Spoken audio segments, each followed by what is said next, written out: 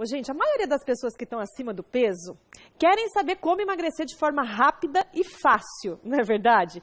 Por isso elas estão sempre em busca de algo que façam elas emagrecerem urgente. E algumas acabam tomando remédio para emagrecer por conta própria, o que é muito perigoso. Eu convidei a doutora Renata Dinardi Liboni, endocrinologista, para tirar todas as nossas dúvidas. Se você tem dúvida, já pode ir mandando no nosso WhatsApp, tá? 991765602. Boa tarde, doutora, tudo bem? Boa tarde, Fernanda, tudo bom? Prazer ter você aqui, viu? Igualmente, obrigada pelo convite.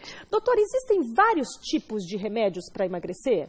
Existem. A gente tem, basicamente, a gente divide os remédios de emagrecer baseado no seu princípio de ação. Então, a gente tem remédios que são anorexígenos, que eles são inibidores de apetite. Tem os sacietógenos, que eles estimulam a saciedade. E tem aqueles que atrapalham a absorção de gordura. Então, eles têm uma interferência na absorção, né? São desabsortivos. Além também de alguns outros lançamentos mais recentes que vão atuar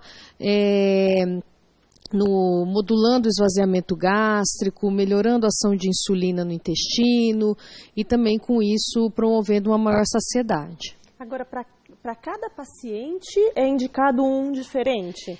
Que na verdade o que a gente tem disponível hoje no Brasil, os anorexígenos, eles foram praticamente, o registro foi suspenso, né? Então não é proibida a comercialização, que seriam aqueles derivados de anfetamina. Então a anfepramono, o fenproporex e o manzidol, que eles não estão mais à venda no Brasil. Então o que a gente tem hoje em dia são os sacetógenos, que é o mais conhecido é a sibutramina, os inibidores de absorção de gordura, que é o orlistat, e o mais recentemente liberado para tratamento da obesidade, o liraglutide, que vai atuar a nível intestinal também e no esvaziamento gástrico. Então, para cada perfil de paciente tem uma indicação. E como que esses remédios todos agem no nosso organismo, doutora? Então, com exceção do orlistat, a sibutramina, o liraglutide, eles vão ter um papel de regular também a saciedade. Então, eles atravessam a barreira do cérebro, né, do líquido do cérebro, e no centro da saciedade eles dão um sinal para o corpo avisando que tá tudo ok.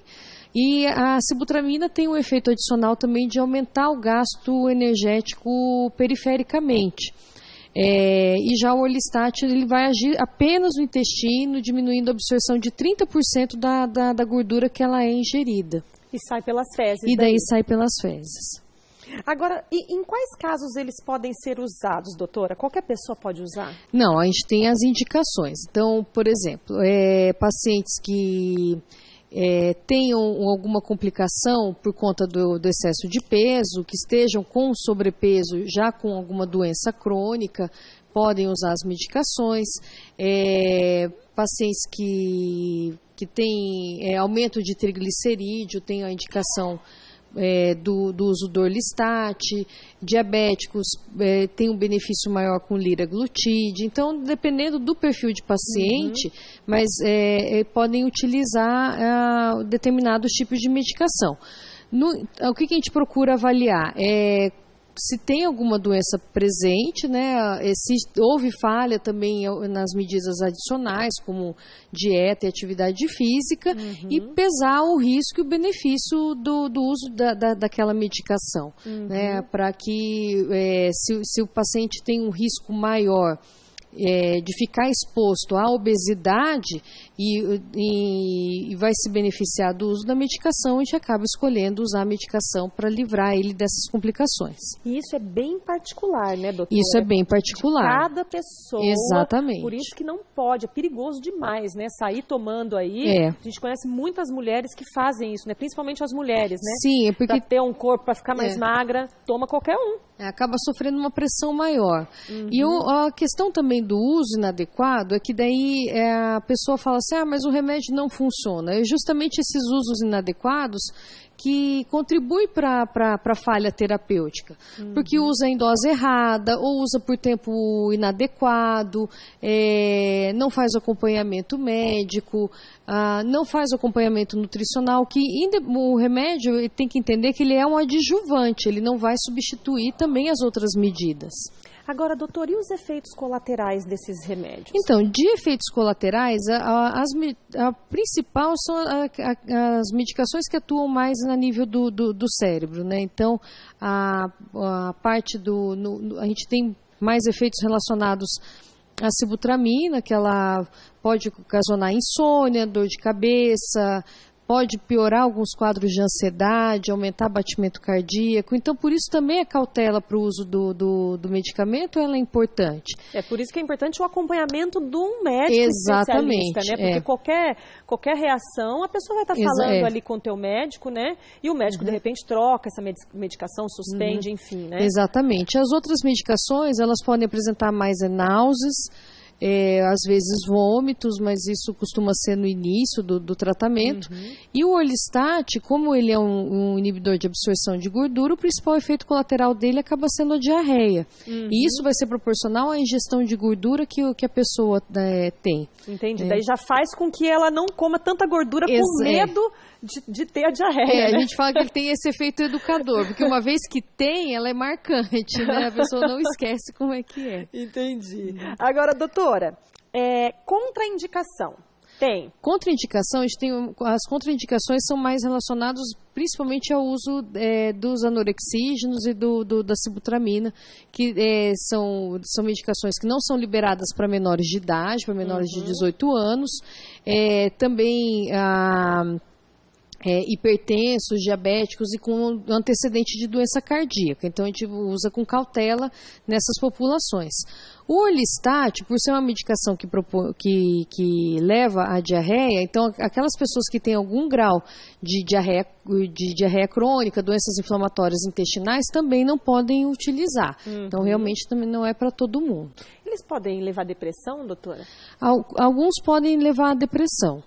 Porque eles acabam mexendo, anteriormente a gente tinha no mercado medicações que tinham um efeito maior nesse sentido, porque eles acabam modulando o centro de recompensa. Né? E a comida na nossa cultura está muito relacionada a esse mecanismo de recompensa, de prazer.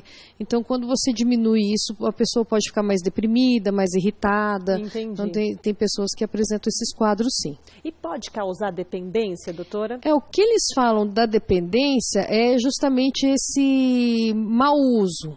Né, que toma um tempinho, emagreceu aquilo que queria, depois para de usar, aí volta a usar e não tem a mesma resposta, daí acaba usando dose maior ou associando com outras substâncias.